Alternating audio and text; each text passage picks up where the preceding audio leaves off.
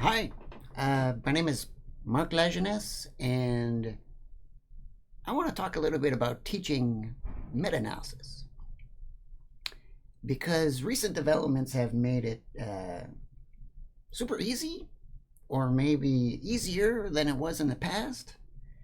And I feel like there's a lot of new opportunities to approach the material in different ways. And I suppose I'll start off with this anecdote, which will hopefully provide some insight in my whole perspective on how to teach meta-analysis. It's not unusual for me to get an email from a graduate student in our department saying, "Hey, Mark, I need to pivot. I'm thinking of doing a meta-analysis. Could I chat with you next week?" Just to get a feel of like what I need to do. And typically in my head, it's like, holy smokes, meta-analysis is a last resort project. It's like a fallback thing. There's always meta-analysis that you could do. And this person may not fully grasp that, the quest to achieve a synthesis will be extremely challenging. And it's not just something you could just quickly pivot and do quickly and produce something of high quality. But since I've sat through similar meetings many times, I kind of have a guide or to-do list that I offer where, we sit down, we install art together, we download packages, we talk about, inputting data. It's more like a crash course in R. And so I have a whole bunch of things I anticipate to discuss. But this is what happened. They walk into my office and they put their laptop on my desk, and I could see that they've already worked through everything. They work through the installation of R. They work through the downloading of meta-analysis packages like Metaphor. They've have a sham data set. They've run random effects models. They plotted funnel plots. They did meta regression. They did Egger's test for publication bias. And I was blown away. I was like, oh, holy smokes, you kind of already know everything. And then they were like, well, I kind of used AI to help me navigate through learning all this stuff. But the problems I'm having is not with the implementation, how to do it. The problems I'm having is like, how do I get to this point? How do I get to this point where I could do random effects meta-analysis? And I'm like, oh, I see. I see what's happening here is we are super lucky right now in terms of what's out there to help people achieve a meta-analysis, like the practical stuff of just getting stuff done. Right? And the student kind of showed me what they did. They used the crummiest type of AI out there. This is what our institution offers for free. And they're very good at prompting. And so they were able to articulate exactly what they needed to do. I don't know how to use R. I don't know how to get meta-analysis going. Give me a to-do list. And step by step, she was able to walk through all these things that I typically teach at the start of a meta-analysis course, of like installation, prep, get things going, kind of like an R crash course. But she was able to navigate and figure all that stuff out.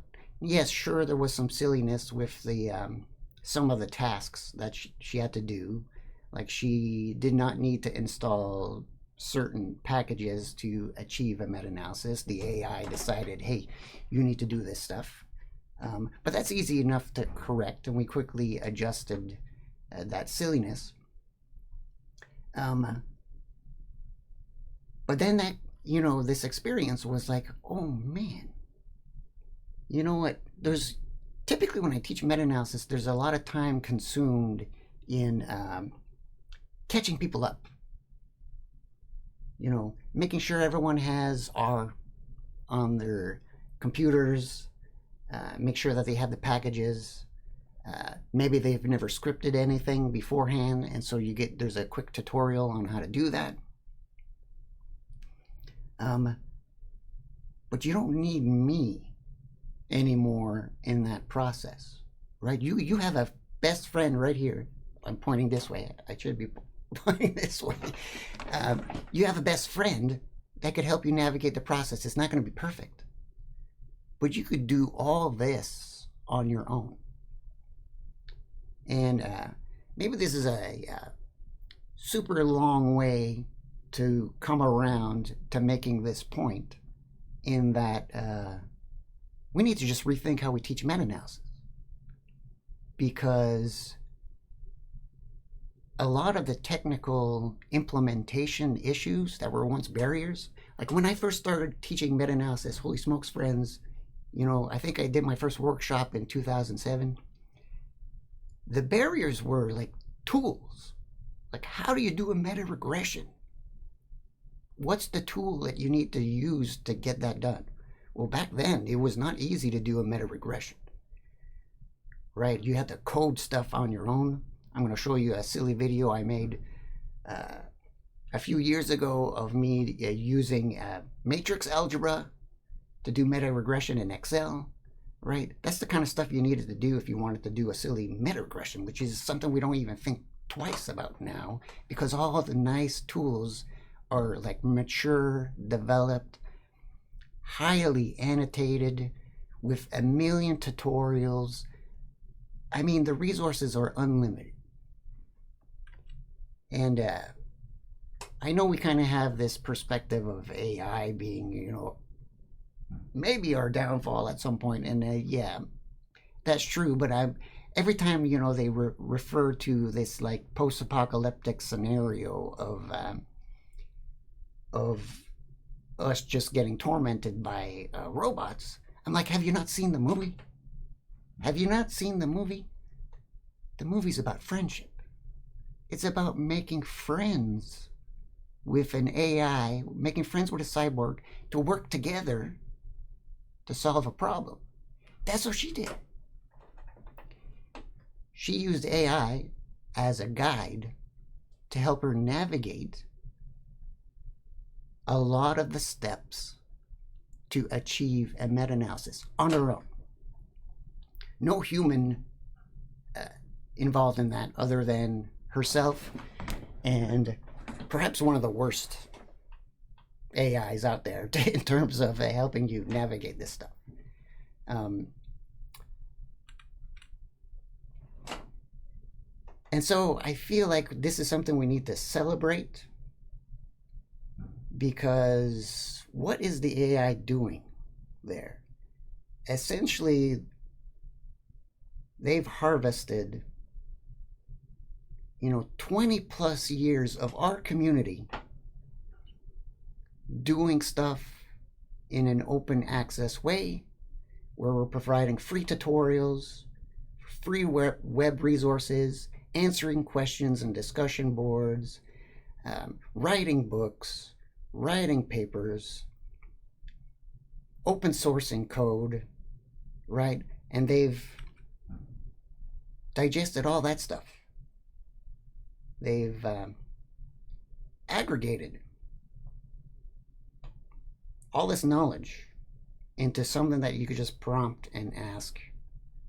And yes, it's not perfect, but I imagine at some point the quality of outputs are going to be much better. But nonetheless, this is the culmination of our human activities resulting in a tool that could shortcut a lot of learning for research synthesis. And so the question I want to ask is, like, what's the role of the educator, of like the human educator, if at your fingertips, and if you got the time and energy, you could totally teach yourself the entire process? What's my role in all of this? I've taught workshops, courses, silly vignettes on social media, posted YouTube videos, a zillion one-on-one sessions teaching people just how to implement a random effects model in R.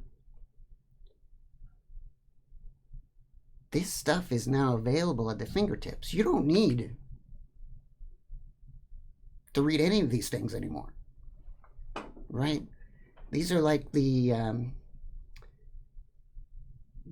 major sources of like our opinions collated in these textbooks on how to achieve a high quality synthesis.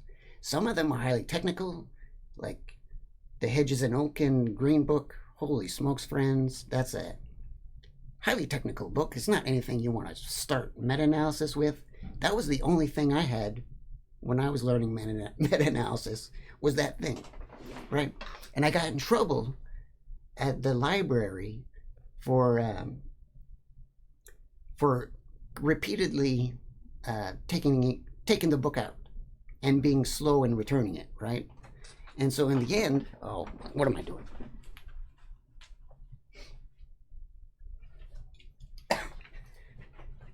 And so in the end, I photocopied the whole book, right? This is my original photocopy of like 25 years ago of that book.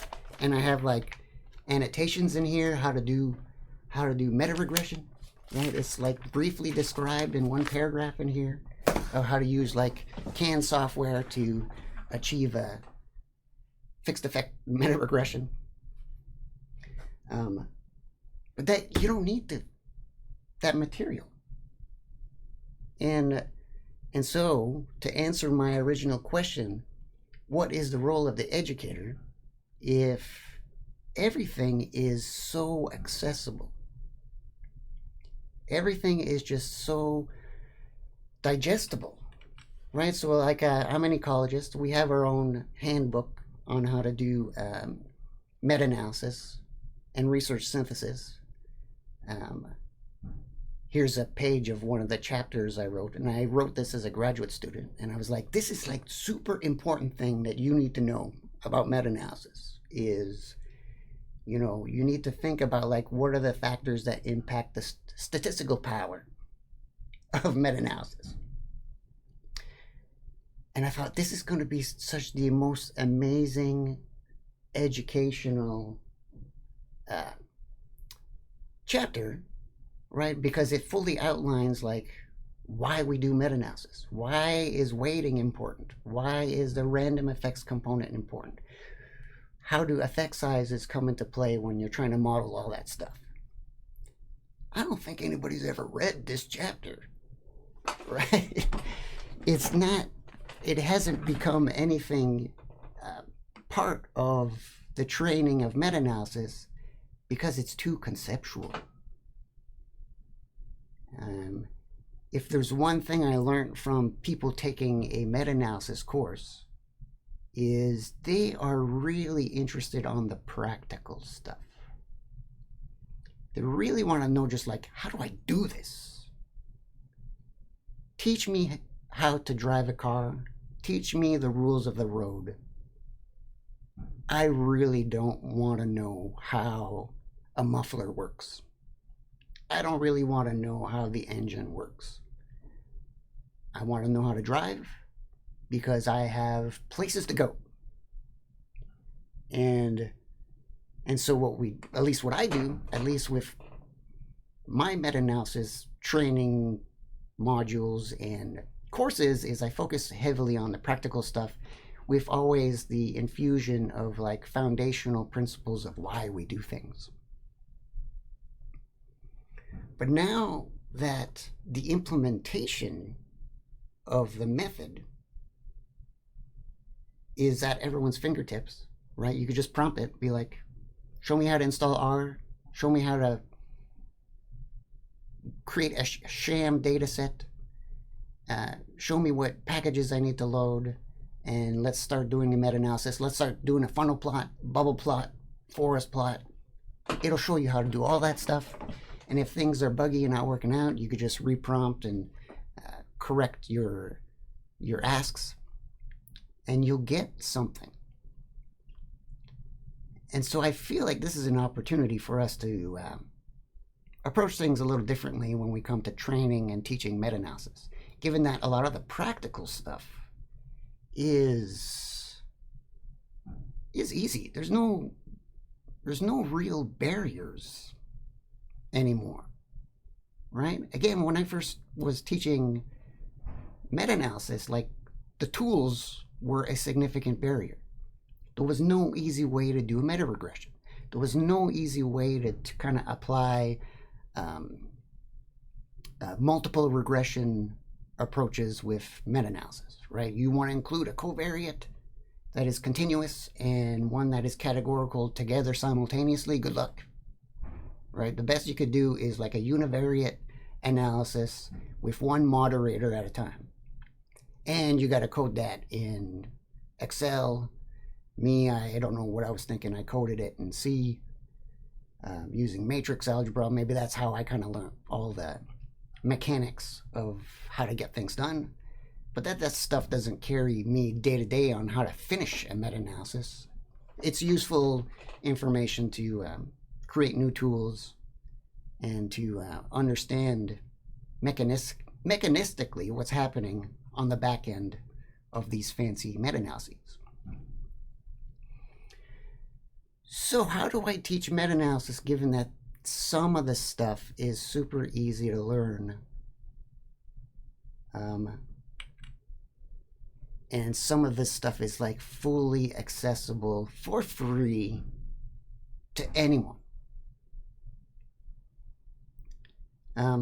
And so here I think maybe the best way to kind of approach my philosophy on this, or at least my my viewpoint, is to go through some of the meta-analysis pipeline and talk about like what's easy to do now, what is accessible, and then what's not accessible.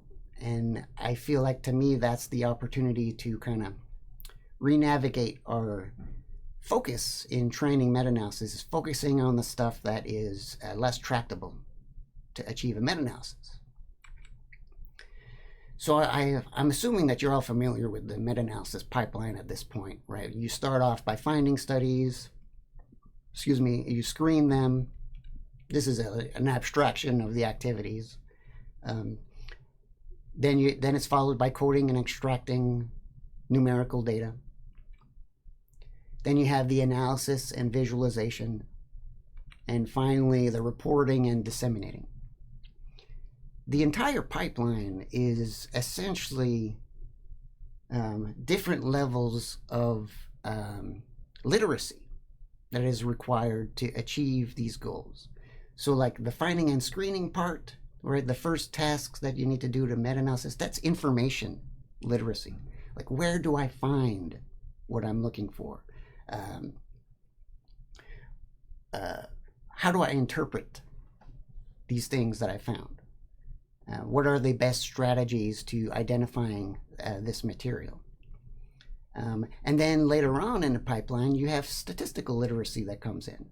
One is during the extraction phase, where you have to have some sort of understanding of how people make inferences, right? Chi-square test, t-tests, what's the difference between a Pearson and a Spearman correlation? Not every meta-analysis is going to force you to understand those differences, but knowing how to make sense of that stuff really can impact downstream the quality of the meta-analysis. And so that's like the statistical literacy part, is like how how well do you know the tools that science uses to make inferences? Then the science literacy comes again for the analysis of those data. Understanding what an effect size is, understanding multiple regression, mixed models, what's a random factor. All of these are like things we need to teach in the whole process. Is you got to catch everyone up into the details. I feel like a meta-analysis course focuses the most on the analysis and visualization, right? It's like, I'm taking a meta-analysis course. It's quantitative. I'm going to learn how to do these statistics. And it doesn't necessarily mean that we're going to focus on the finding studies or the coding and extracting. And finally, the reporting and disseminating, that's just scientific literacy. Like, what do you need to do to be transparent? What do you need to do to make sure that your project is repeatable? And so, like, just to focus in a little bit and give me an opportunity to reiterate, what are kind of easy learning outcomes for teaching meta-analysis at this point that I think are just like no longer barriers. Our aggregate effort these last 20 years have made the tools accessible. Information is totally accessible. What is easy to teach? And when I mean by easy to teach, I mean that it's like highly structured, right?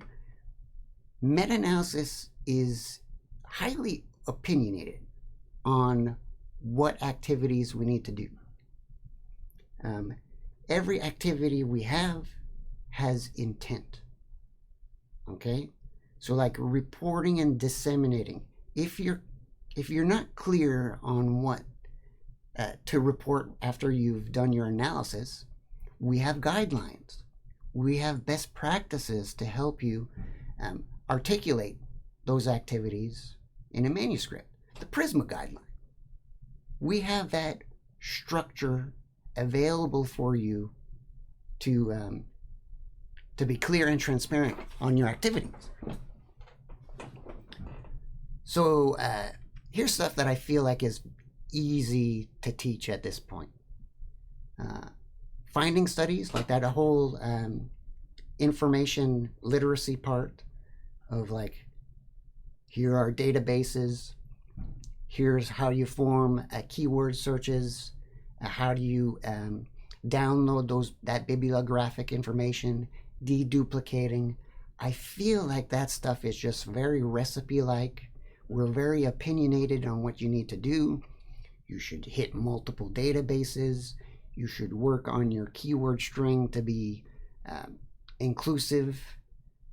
You need to hit on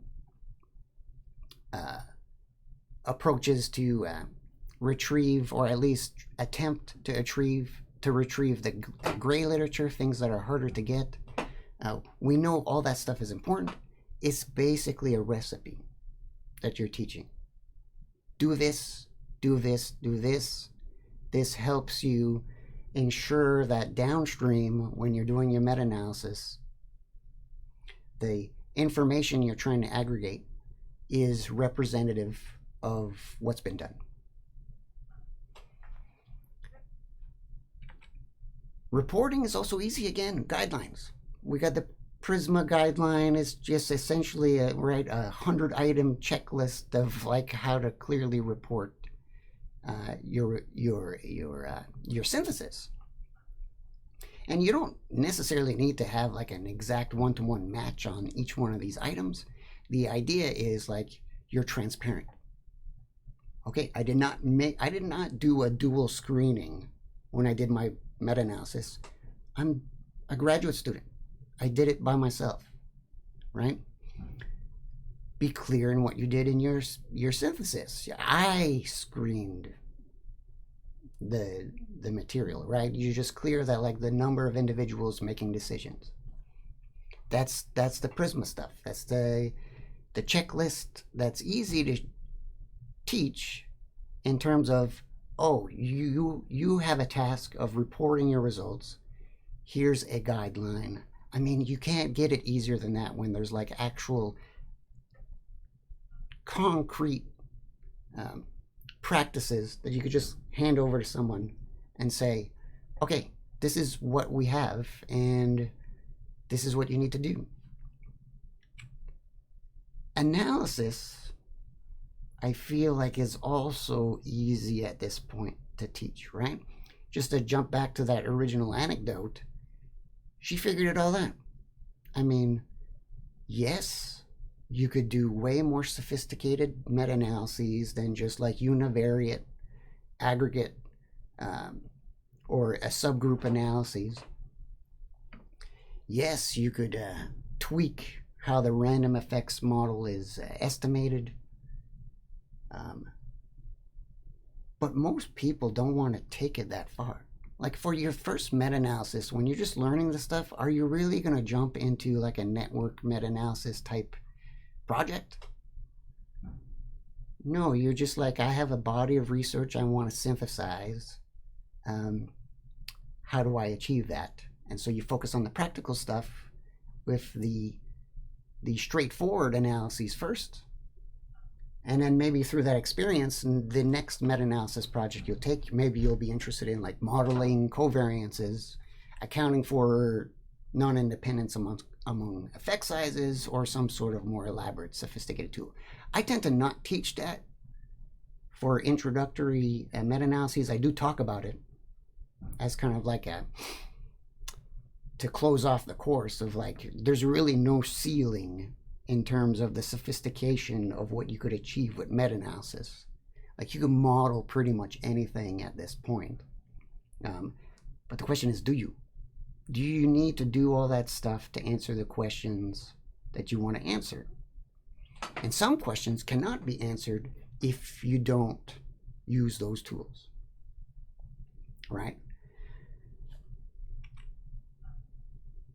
And so again, I feel like there's a lot of easy things to teach.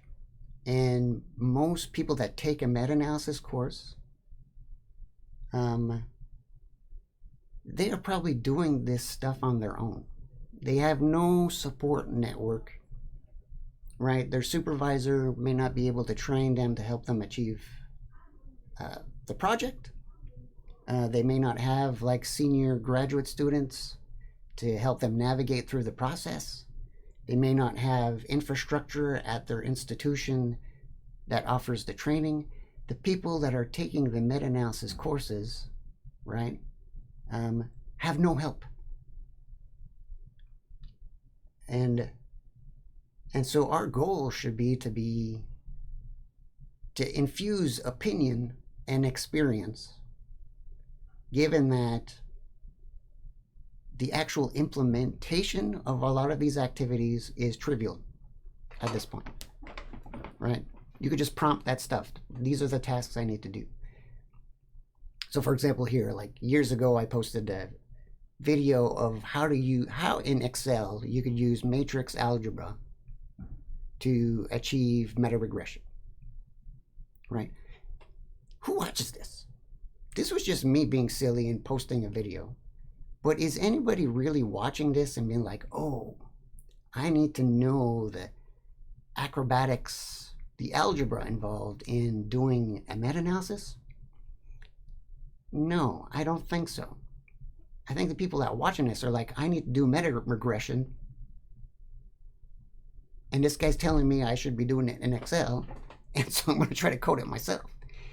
It wasn't really an intelligent decision for me to post this. Right? Well, all I was wanting to do was like, is this doable in Excel now? Because historically, like the first meta-analysis in ecology was done in Excel. And so, and it was like mostly a fixed effect model. And I just wanted to know, hey, is this like doable? We could do a fancy model in Excel. Anyway, just to circle back. And so given that a lot of these things are trivial, we have amazing guidelines to put in the hands of students. They have the ability to prompt activities to achieve a synthesis, what should we focus on now? Right? I feel like analyzing, visualizing, reporting, that usually consumed a big chunk of how we taught meta-analysis. It's like, oh, I'm taking a meta-analysis class. The first thing that comes into their head is, oh, I'm going to learn some statistics. I feel that, and this is my change in philosophy, right? I would teach the statistics, right? The things I hated teaching, right? And I could see like people's eyes just kind of drift and bubbles started coming out of their mouths is when I would like spend 45 minutes describing the difference between a fixed effect and a random effect meta-analysis. It's just like that's just stuff that you lose people on. And it doesn't offer any really practical insight in how to do a meta-analysis. And so now I feel like I'm shifting gears a lot and focusing on what makes this pipeline difficult, given that we know that the previous barriers, which was like tools and not knowing what to report or not knowing what databases to search or how to formulate good keywords, that stuff is, I wouldn't say necessarily easy, but it's like the easiest thing to teach at this point. It's like super easy. They're tangibles. There's a ton of material out there. The prompts, the AIs know that material. You could navigate that whole process on your own. So the role of the educator is now to focus on stuff that break the pipeline. Stuff that make it incredibly difficult. Right? I don't think the analysis and the reporting is a difficult thing. Yes, maybe there's some, you could challenge recipes and guidelines on like how to do a high quality meta-analysis, right? There's always things that you could tweak to make things better.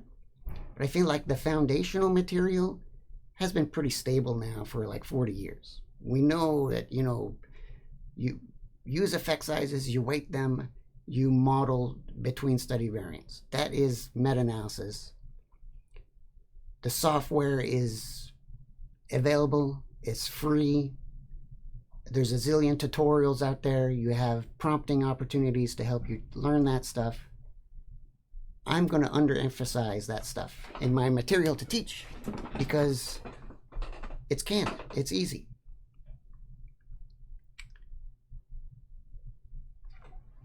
In terms of like at the beginning of the pipeline, there's still some challenging stuff. And these things have like downstream effects in terms of the end product of your synthesis or the quality of the meta-analysis if none of this stuff is done right.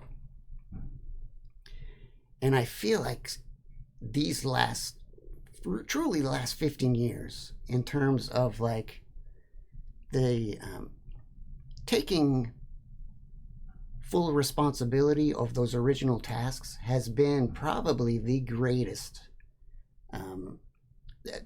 achievement we should celebrate in terms of meta-analysis is taking the finding and screening studies seriously.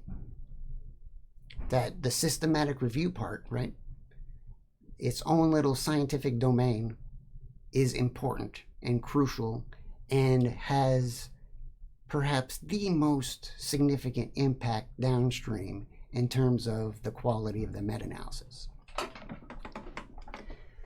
When I have a student come to me and they're like, we're trying to devise a meta-analysis, they're really concerned about the stats.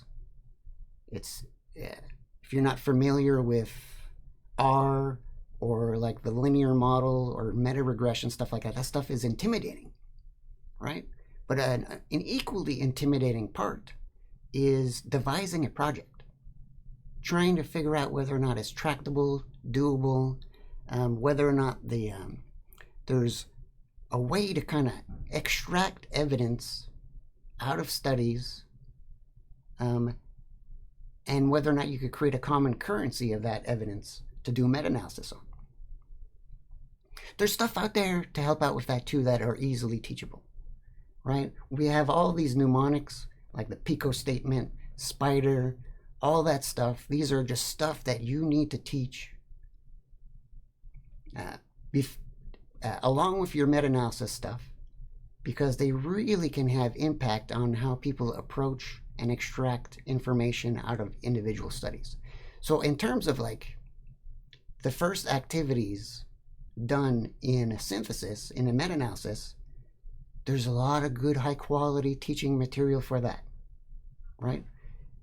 And so I feel like even that is easy to teach because we got guidelines.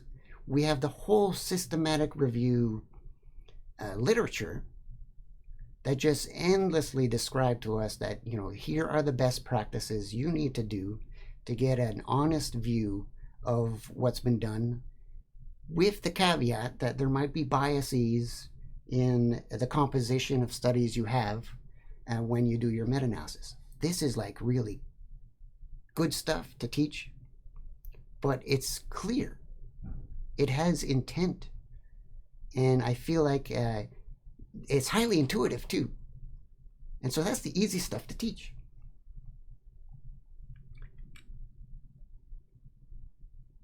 Here's the hard stuff, the intangibles, right? And you have to be honest with yourself. Like if you've done a meta-analysis, did you spend 6 months of your life doing an analysis? Did you spend 6 months of your life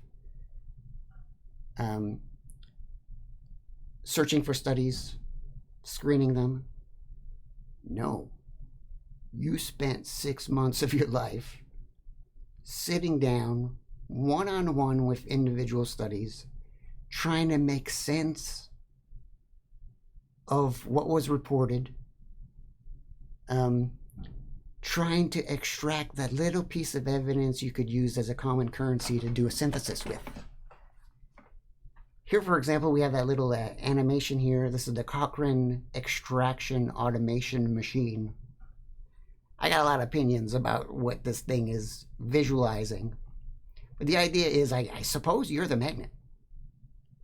You're the magnet that could just like suck up all the evidence, and then you drop it in the meta-analysis, and the meta-analysis is like a meat grinder, and it allows you to do a nice forest plot of all those outcomes. Again, you got to be honest with yourself. It's not that.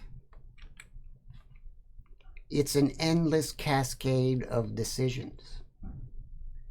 Every single paper is different, especially in ecology. Holy smokes, friends. Like, we don't have standardized experimental designs. We don't have standardized reporting procedures. We really don't have standardized, like, whether or not people release the data sets or not. None of that is, like, obligate. It's the decision making. When you sit down with that one paper and you have to pull out an effect size or the raw study parameters needed to calculate an effect size, like a correlation coefficient or a Spearman correlation or a t-test, or you just have a scatter plot, or you have a bar plot. These are all like micro tasks that can have cascading effects downstream that impact the quality of meta-analysis. In terms of meta-analysis training, this is the part that is just like overlooked. We like zip through. I used to zip through this part. Like, good luck, friends. This is the hardest part of the meta-analysis, but I'm going to jump into teaching you how to do a meta-regression. And so when I teach meta-analysis now, I focus on this stuff, right? This is the intangibles. These are the decisions that are incredibly difficult, that give people aneurysms, right? Some papers, super nice. You could zip through in an hour. You code it. You extract the data. You're all done. Other papers, days. You reread it, read it. There's like incomplete information. There's information saturation, right? Where they report 50 outcomes. And a lot of these outcomes aren't independent. How do you make sense of that, right? That should be the focus of the courses, is to understand how to navigate and address these issues. And a lot of that stuff is super hard to teach because it is unstructured.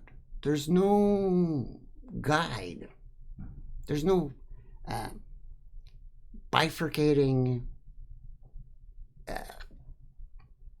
rules where you're like, oh, problem A results in solution B, move on to problem C, etc. There's none of that.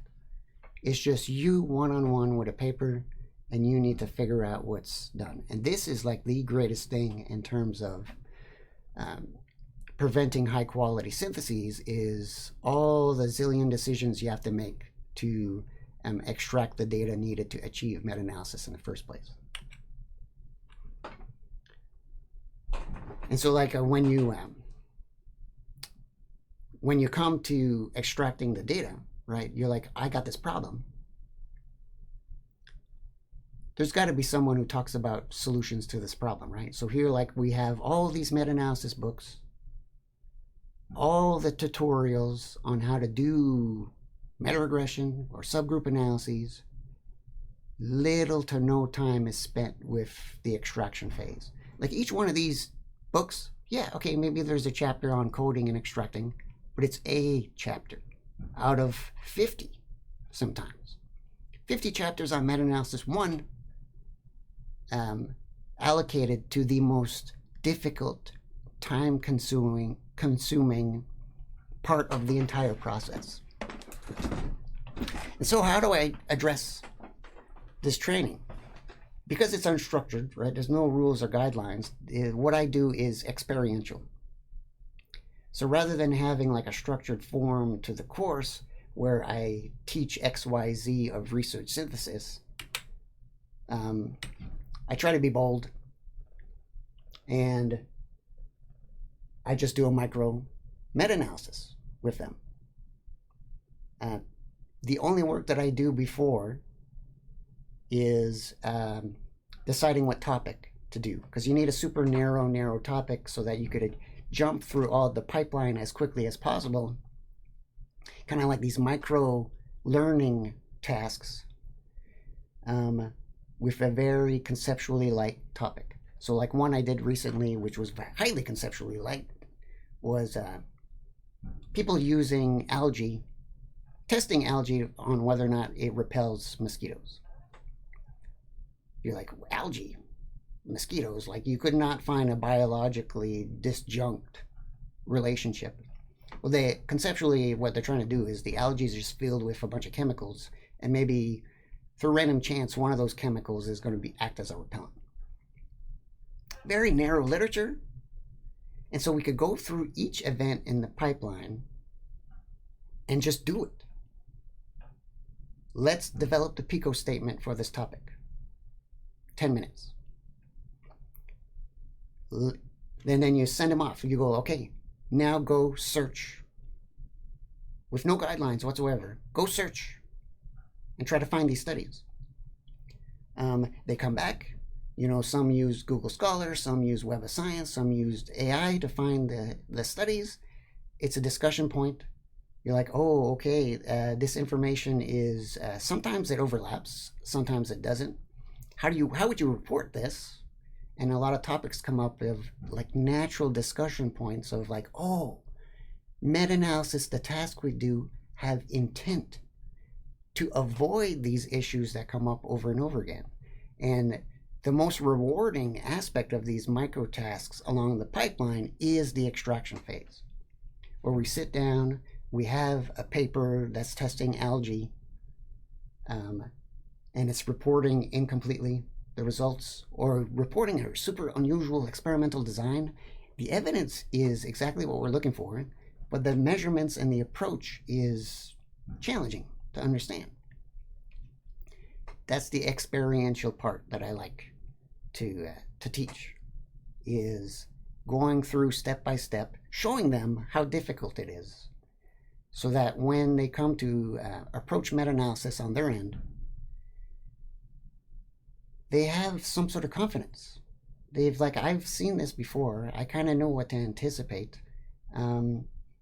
Maybe my approach will be measured in terms of how much time I allocate towards extracting certain pieces of information from a study. Okay, just to wrap up, there's nothing out there in terms of like formal academic material to help you learn how to teach meta-analysis. There's 2 papers, and one is describing what they've done in the past. A lot of the things I talk about today are echoed in that paper. More typically enough, though, you'll find basically software that's designed to help teaching. I was involved in that a while ago with the OpenMe project, where we kind of used R on the back end, and we create this nice front end so that you could use a lot of the R tools, but not have to worry about R. And I don't teach this software anymore. I feel like I just jump into R right away, and that's just because the nature of the students have more quantitative skills than they used to in terms of scripting and coding things.